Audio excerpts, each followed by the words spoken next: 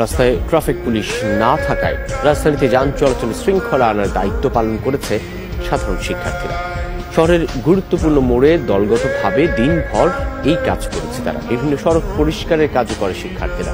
তাদের এমন উদ্যোগে খুশি সাধারণ মানুষ। খাবার ও পানি খাইয়ে উৎসাহ দিচ্ছেন।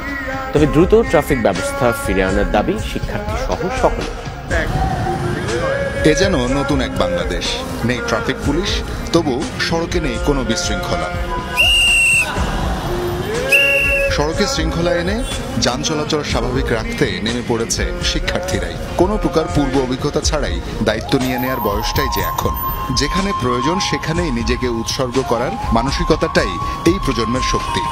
প্রথম 10-20 মিনিট একটু হিবিজিবি হয়ে গেছিল, এখন ঠিক হয়ে গেছে। সম্পূর্ণ ট্রাফিক পুলিশের মতো সিগন্যাল দিতে পারতেছে। উইদাউট এনি অ্যানাউন্সমেন্ট আমরা কিন্তু মাঠে নেমেছি এবং সেক্ষেত্রে আমরা দেখতে পাচ্ছি তাদেরকে যদি আপনি ভদ্রভাবে কথা বলেন, বুঝিয়ে বলেন, তারা অবশ্যই শুনতে চায়। প্রথমে ট্রাফিক ব্যবস্থাপনার হিসেব বুঝতে একটু অসুবিধা হলেও নিজেদের মধ্যে আলোচনা করে এক একজন বনে গেলেন এক্সপার্ট। ট্রাফিক পুলিশের কাজ কষ্টসাধ্য, এই উপলব্ধি থেকেই তাদেরকে শ্রদ্ধা জানান ভবিষ্যৎ বাংলাদেশের কাণ্ডারীরা। এখন আর কি ফিল করতেছি যে কত কষ্টের ভিতরে তারা এই কাজগুলো করে থাকেন। রোদ বৃষ্টি সবকিছু এক করে কিন্তু আসলে পরিশ্রম করে যাচ্ছে, অক্লান্ত পরিশ্রম করে যাচ্ছে।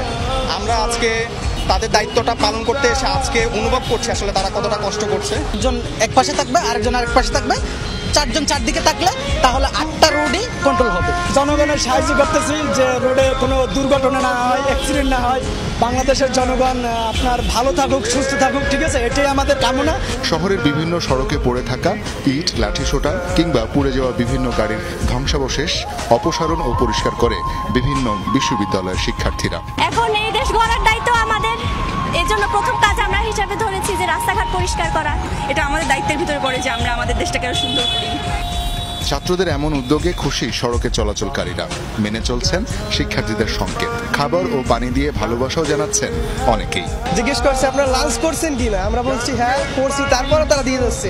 দেখা যাচ্ছে আমরা রৌদ্রে থাকতেছি, পানির তৃষ্ণা পাচ্ছে, একটু পর পরই আমাদের জনসাধারণ এগিয়ে আসছে। কঠিন অবস্থায় একটা সুন্দর দায়িত্ব তুলে নেওয়া, এটা ভালো।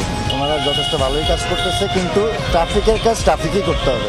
দেশের যদি আইন শৃঙ্খলা বাহিনী না থাকে তাহলে তো দেশের জন্য এটা খুব খারাপ হবে। যদিও ট্রাফিক পুলিশ ও আইন শৃঙ্খলা বাহিনীর বিকল্প নেই, এমনটা মানেন শিক্ষার্থী সহ সবাই।